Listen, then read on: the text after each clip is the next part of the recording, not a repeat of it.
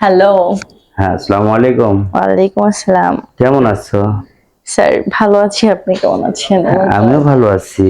আমি তো অবাক, আপনি আমাকে কল দিবেন আমি তো বুঝতেই পারিনি। আচ্ছা, কল দেব না?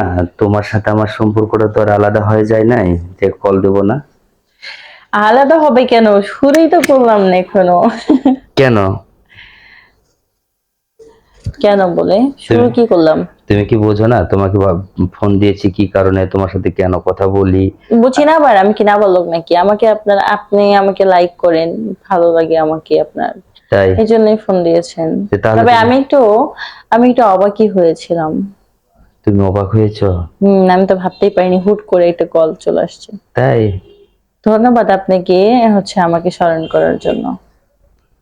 আচ্ছা, তুমি যে ইন্টারভিউটা দিতে আসছিলে, তাই না? হুম।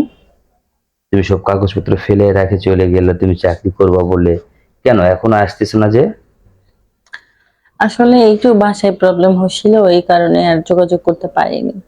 এমন কি প্রবলেম তোমার বাসায় তাই তোমার আসতে সমস্যা হচ্ছিল? আচ্ছা সেটা নাহলে নাই বলি, পার্সোনাল, ব্যক্তিগত তো ওটা বাদ দিয়ে আমি এখন বলছি যে আমি চাকরিটা করব যদি আপনি আমাকে রাখেন। যে তুমি জব করবা, তুমি আসবা, তুমি কেন আসতেছ না? আসলে তোমার জন্য তো অপেক্ষা করতেছে আমাদের কোম্পানির লোকেরা। তুমি আসো, আমার বসের সাথে একটু মানে কথা বলো, দেখবা তোমার চাকরিটা কনফার্ম হয়ে যাবে। হুম, আমিও আশাবাদী, আশা করি। কারণ আমার আম আমি জানি যে আমি পারবো বা আমার সেই এবিলিটি আছে চাকরি করার। তো এখন বাদবাকি আপনার হাতে, আপনি যদি বলেন, একটু মায়ের চোখে দয়ার চোখে আমার দিকে তাকান, তাহলে হয়তো সম্ভব। আমি তো তোমাকে দয়া দেখাতে চাইতেছি, মায়ার উপর পড়ছি। তুমি যদি একটু খালি অফিসে এসে দেখা করে তোমার সম্পূর্ণ কথাবার্তা বলে কয়ে গেলে, তোমাকে না হয় এখানে একটা ফ্ল্যাট বা একটা রুম নিয়ে দিব, তুমি এখান থেকে অফিস করবা, তাতে সমস্যা কোথায়? শুধু আরে না, বিনিময়ে। না, না, না, না। ঠিক আছে, ঠিক আছে। আমাকে ফ্ল্যাট নিয়ে দিতে হবে না, কিন্তু যে চাকরিটা দিলেই হবে। হ্যাঁ, তোমাকে চাকরি যদি করতে হয় তাহলে আমাদের এই কোম্পানিতে চাকরি করলে তুমি বাসা থেকে আসা যাওয়া করো, তোমার একটু দূর হবে না? হ্যাঁ, একটু দূর হবে, তা ম্যানেজ করে নেব নি, না, সমস্যা না, নেই। না, না, তুমি ম্যানেজ করে নিবে কিভাবে? তুমি যদি একটু কষ্ট করো, তুমি যদি একটু কষ্ট করে আসা যাওয়া করো তাহলে আমাকে একটু খারাপ লাগবে যে। উম তাই নাকি? হ্যাঁ। এত শুরুতেই যদি এত কিছু, তাহলে জানি না কেমনে নিবো। আচ্ছা শোনো, তোমাকে হুম। যদি বাসা নিয়ে দিই, যদি আমি যদি স্বামী স্ত্রীর পরিচয় দিয়ে একটা রুম নিয়ে দিই, তোমার কোনো সমস্যা হবে? ছি, ছি, কি বলেন আপনি? কেন? আস্তাগফিরুল্লাহ। না, না, না, এসব বলবেন না প্লিজ। এ, আমার ফ্যামিলি থাকে, আপনি তো জানেন। কেন সমস্যাটা কি বলো? আমার ফ্যামিলি থাকে, তারা অবশ্যই বলবে যে কোথায় ছিলা, কি করতেছিলা, এইসব এগুলো তো আরে, আসলে উচিত না। আরে পাগলি, এটা তোমার ফ্যামিলি কেন, তোমার বাবা মা সবাই জানলো আমি তোমাকে বিয়ে করবো, তাতে সমস্যা কোথায়? তুমি বিয়ে করবে আমাকে? বিয়ে দেখেন, জন্ম মৃত্যু বিয়ে তো আল্লাহ তাআলার হাতে, আল্লাহ যদি তো লিখে রাখে করো, তাহলে। তাহলে সমস্যা কোথায়? বিয়ে করলে করো আমাকে। তবে এটা সত্যি কথা যে আমি আমিও আপনাকে পছন্দ করি।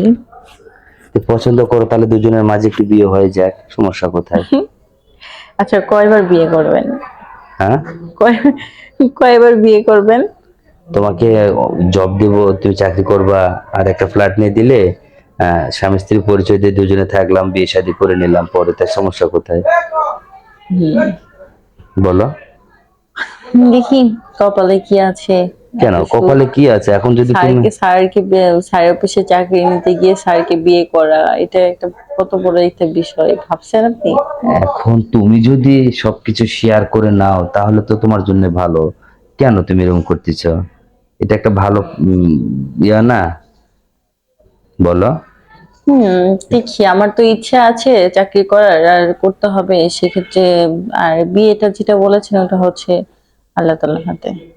না, চাকরির মাঝে বিয়ে করে সংসার করবা, এটা তো মনে করো আলাদা একটা ব্যাপার, তাহলে সমস্যা কোথায়?